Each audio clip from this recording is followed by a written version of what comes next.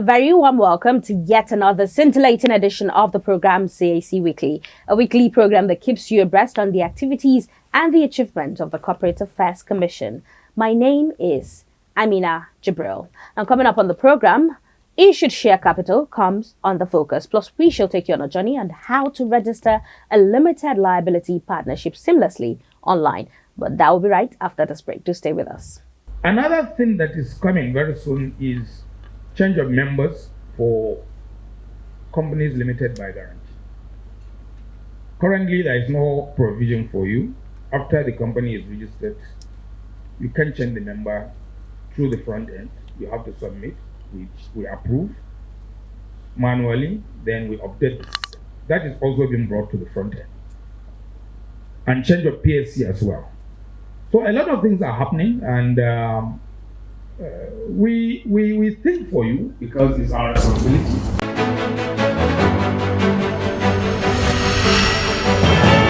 Welcome back to the program. We start off today with the innovation under the CAMA 2020, alias the Game Changer. Share capital. What is a share capital? Now, Investopedia.com defines share capital as the money a company raises by issuing common or preferred stock. The amount of share capital or equity financing a company has can change over time with additional public offerings. The term share capital can mean slightly different things depending on the context. Accountants have a much narrower definition, and their definition rules on the balance sheet of public companies. It means the total amount raised by the company in sales of shares. Now, here are some key takeaways on share capital. A company's share capital is the money it raises from selling common or preferred stock. Authorized share capital is the maximum amount a company has been approved to raise in a public offering. A company may opt for a new offer of stock in order to increase the share capital on its balance sheet. The Companies and Allied Matters Act, CAMA 2020, no doubt introduced numerous innovations that revolutionized the regulation of companies in Nigeria. Prominent amongst these changes is the mandatory requirement that the entire share capital of companies must be fully issued. Under the provisions of CAMA 1990, companies were allowed prescribed authorized share capital. 25% gets issued to shareholders, while the minimum authorized share capital for private and public companies was pegged at 10,000 naira and 500,000 naira respectively. Accordingly, the requirement to issue a minimum of 25% of authorized capital allowed companies to keep unissued shares for future allotment, while in the Game Changer, the CAMA 2020, the requirement for companies to have an authorized share capital has been replaced with a minimum issued share capital. Companies must now have a minimum issued share capital of 100,000 naira for private companies and 2 million naira for public companies. Now, Section 124 of CAMA 2020 provides that no company shall have a share capital which is less than its minimum issued share capital, and requires that every company with unissued shares must not later than 6 months from the commencement of CAMA 2020 issue shares up to an amount not below its minimum issued share capital. Now, CAC Weekly recalls that it was against this backdrop that the Commission on the 30th of December 2022 issued a public notice titled Late Compliance by Existing Companies with the Requirement of Issued Share Capital under the Companies and Allied Matters Act 2020 and the Companies Regulations 2021. It said further to the notice of the Commission dated 16th April 2021 on extension of the period for existing companies to comply with the requirement of issued share capital under the Companies and Allied Matters Act 2020 CAMA and the Companies Regulations CR 2021 to 31st December 2022. And in line with the last paragraph of the notice, customers and the general public are hereby reminded that any application filed in compliance with the requirement after the extended date being 31st December 2022 shall attract daily default penalty against the company and each officer of the company for every day during which the shares remained unissued after the extended date and in accordance with the Regulation 13, subsection 2 of the CR. And now to get a further insight on the new arrangement, let us join Justin Nidia Birao, the Director Compliance, in our interview segment. Mr. Nidia Justin Birao, Director Compliance CAC, many thanks for joining us again and welcome back from the break. Happy New Year. Thank you for having me one more time. All right, sir. Today we're going to be looking at the issued share capital. But before we go into the nitty-gritty of what help us understand what share capital is all about. Okay, basically, when we talk about the idea of joint stock company, it is required that joint stock company should have what is called share capital. And prior to CAMA 2020, we had 3 layers of share capital. Okay. We have what is called nominal share capital. We have issued share capital. And we have paid up share capital. Okay. Yes. So, but we still have the issued share capital and the paid up share capital. Yes. Okay. So, what is the issued share capital all about? Well, the issued share capital is the one that could technically be considered to have been allotted to members of the company, which might have been either paid for or not paid for. Okay. Yeah. And when you're talking about company, is it the limited or the PLC or all companies? All limited liability companies, Okay. private and public. Okay. Yes. Okay. So, what about the paid up share capital? Well, the paid up share capital is a fraction. It's a fraction of the issued share capital. You know, the way it works in practice is that you normally issue the shares, then you do what is called, what is described as call. And by call, we mean that you ask those that have been allotted the shares to pay up the amount that has been allotted to them. That is usually how what is called working capital for the company is raised. Okay. Yes. So the difference between paid up capital And the issued share capital. there is usually a difference. But where you don't have that fraction, the paid up capital could be the same as issued share capital. What is the level of compliance so far, as far as the issued capital is concerned? Well, like we know, if you are discussing the issue of capital generally, you recognize that there is what we call minimum share capital. And under the old legal regime, what we had was that for public companies, they were required to have 200,000 as their minimum share capital. That's the PLC, the public company. The PLC. Okay. When we still had what is called nominal share capital then. Okay. Then for private companies, they were required to have a minimum of 10,000 nominal share capital. But when CAMA 2020 came into force, we noted earlier that it abolished the issue of the nominal share capital. So companies now are required, for public companies, they are required to have a minimum issued share capital of 2 million naira. Okay. Then for private companies, they are required to have a minimum issued share capital of 100,000 naira. Okay. Yes. Okay. Okay. So these are, the requirement right now. These are the requirements. Okay. So what is the transition period? Well, for the minimum share capital, the Act provide what we call a transition period of 6 months, within which companies that don't have that amount, now talking about 2 million naira or 100,000, to increase their share capital to that minimum.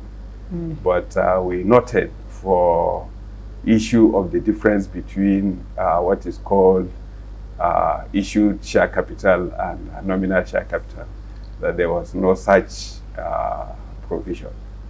So what the Commission did was to give a publication in the media to say that those companies that fall within that category should, within a period of 2 years, take a decision as to whether they will issue outstanding nominal capital or they should have them cancelled.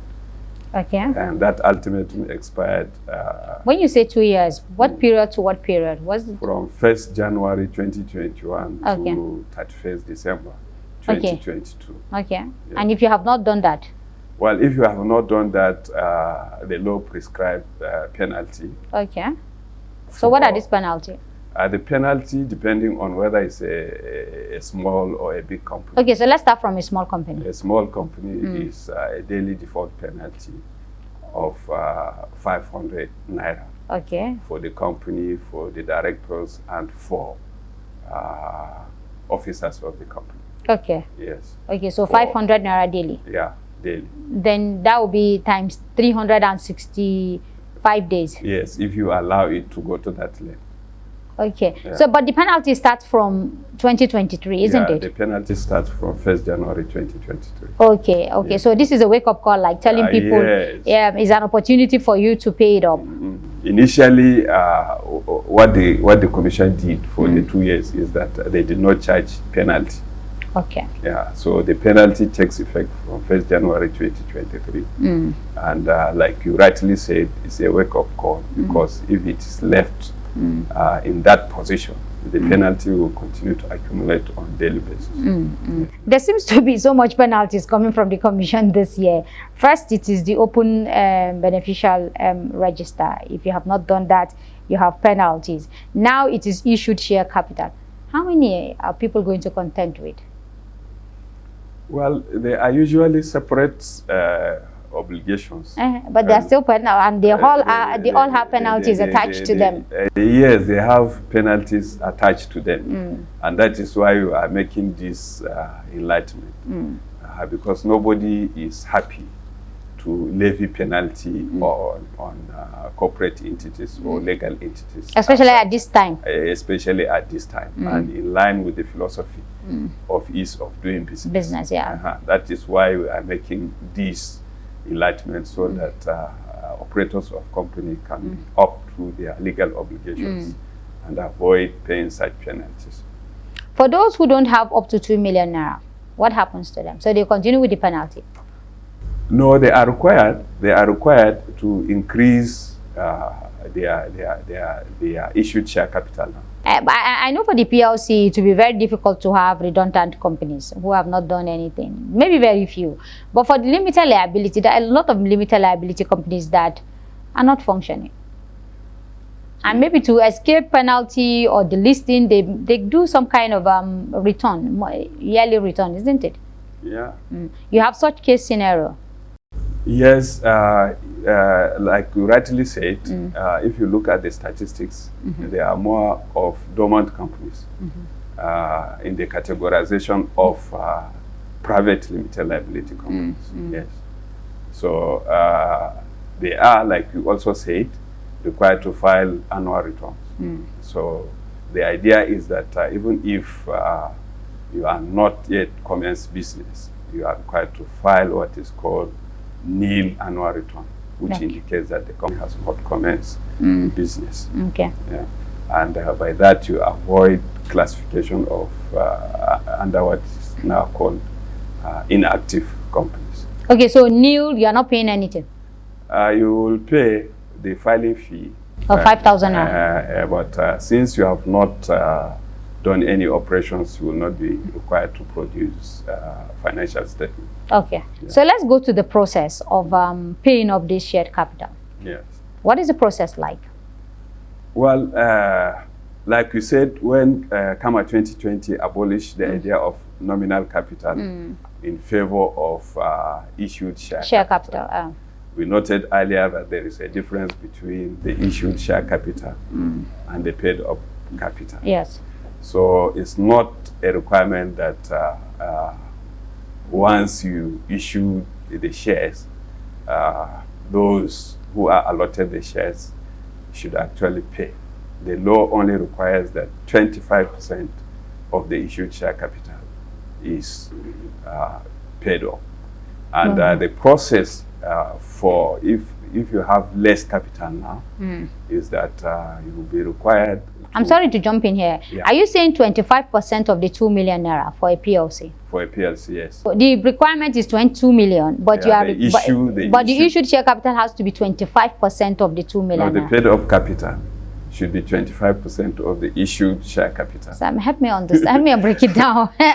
Okay, the issued share capital, we said, is the shares that have been issued to individuals. Yes. Like you allot shares to them. Then the law allows you to allot.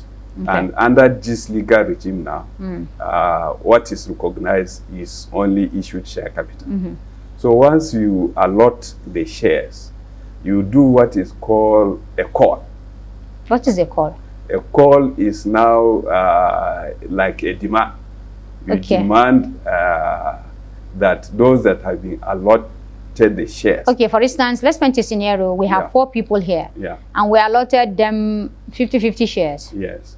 That's 200. That's 200. Yes. So under the law, what you'll be required to do Is is to that, demand them you can demand for 25% from each one of them. of the 50. Yes. Okay. So that will now be taken as the paid up capital if they respond positively. Okay. And if they respond negatively, what happens? Well, there is what we call forfeiture. Oh. You normally give them time within which to respond. Okay. So if they do not come up with the payment within that period, the company is now free to do what is called forfeiture. Okay. Forfeiture of the entire shares. Okay. Okay. Yeah. But from experience, between the issued share capital and the paid up share capital, which one is easier? Which, well, technically, it's Which one is easier to handle as far as the commission is concerned? I mean, Well, technically, it's easier to handle the issue of issued share capital okay. for the fact that no money is involved. Oh, okay. You are just saying that on paper you have been. Yeah, that's the issue I'm coming to. So there's no money involved. There's no naira and kobo. There is no naira and kobo. It's only when call is made. Okay. At what point is call made? Well, that will be decided by the directors. Okay. But whatever it is required that either at registration or if they are legacy company, at every point in time, 25% of the issued share capital should be paid off, because that will be considered as the minimum requirement for working capital. But the directors could decide to ask for more percentage Okay. over and above the 20. Before we round up, what are the advantages of this issued share capital? Whether it's immediate benefit? Like, for instance, if you talk of issued share capital, it is considered actually as money that is almost in the hands of the company. Okay. For the reason that even if there is a balance between issued share capital and paid up capital, it is considered as a liability Okay. on the part of the shareholder. Okay. Mr. Didier Justin Barrow, always a pleasure talking to you, sir. Thank you very much. Bye.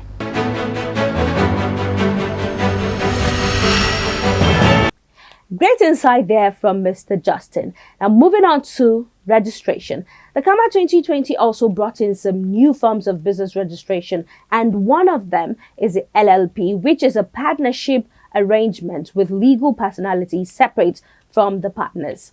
The liabilities of the partners of an LLP are limited to the amount agreed to be contributed or what is outstanding in the event of winding up.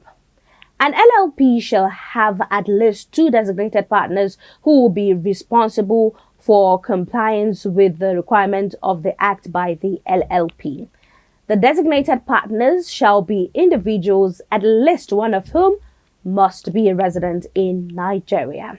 The name of an LLP shall end with the word Limited Liability Partnership, or the abbreviation LLP. Now join us to see how you can register an LLP seamlessly online. Come with us. Hello, Nigeria. You can now register your Limited Liability Partnership LLP using the CAC end-to-end registration portal. It is important to know that the liabilities of the partners of an LLP are limited to the amount agreed to be contributed or what is outstanding in the event of winding up. Additionally, the designated partners shall be individuals, at least one of whom must be resident in Nigeria. This tutorial video is divided into 2 phases, which will help you navigate this process easily. Phase 1. Name reservation. First, let's find out if the name is available and reserve the name. Step 1. Log on to your dashboard using your username and password and click on New Name Reservation. Step 2. Under Name and Type, under the Classification of Business button, choose Limited Liability Partnership as the specific type. Enter your proposed names and ensure it ends with the word Limited Liability Partnership or LLP. Ensure you fill in all fields marked with a red asterisk. Click on Save and Continue. Step 3. Under Objectives, pick New Incorporation as your reason for the reservation and click on Save and Continue to preview. Step 4. Click on Pay via Remitter to proceed to payment. Step 5. On the Remitter page, click on Submit. This will bring up a list of options you can use for the payment. After making payment, you will be automatically redirected to your dashboard and your reservation will enter the pending panel. Phase 2. Registration. Now that we have reserved the name, let's now proceed to register the Limited Liability Partnership business. Step 1. On your dashboard, click on the Reserved panel. This will bring up your approval history. Step 2. Click on the Start Registration button beside the approved Limited Liability Partnership name. Step 3. Under Entity Details, enter the details of the entity and click on Save and Continue. Step 4. Under Partners Appointment, click on either the Add Individual Partners, Add Corporate Partners, or Add Minor Partners and enter the particulars of each partner. While filling the details of a partner, ensure to tick whether the partner is designated or not. Also ensure to fill the sum contributed or agreed to be contributed and other important details, then click on the Add Partner button. After adding all the partners, click on the Save and Continue button. Step 5. Under Persons with Significant Control, PSC, if there is a person who will count as a person with significant control, tick the box in A and add the details of the person, whether natural or legal entity. If otherwise, tick the box in B, then click the Save and Continue button to proceed. Step 6. Under Partnership Agreement, enter the details and information of the witness to the agreement and click the Add Witness button. Then proceed by either clicking on the Add Partnership Agreement or Adopt Default Partnership Agreement button. Click on Save and Continue. Step 7. Under Document Upload, scan the means of identification chosen in Step 4 above for all the partners in one PDF file and upload it by clicking the Upload button. Upload the scanned versions of the signature of each partner and witnesses. Click on Save and Continue to preview your entries. Step 8. When you have verified your entries, click on Proceed to Payment to pay for your registration. Remember to remain on the remitter page after you have received a confirmation of payment. You will be automatically redirected to your dashboard where you can download your receipt. When your registration has been approved, your certificate will be automatically generated on your registered panel where you can download and print it. Wow! What then are you waiting for? Hurry now to pre.cac.gov.ng to register your LLP.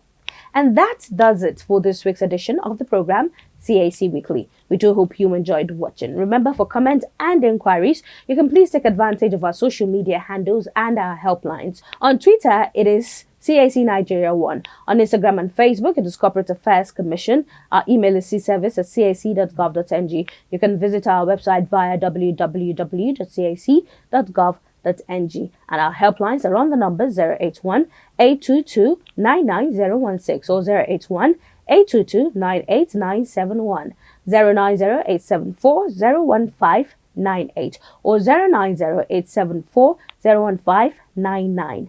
and 090-874-01600. Join us again next week for yet another interesting edition of the program. Same time and same station. From me, Amina Jibril, and the rest of the team here, it is bye for now.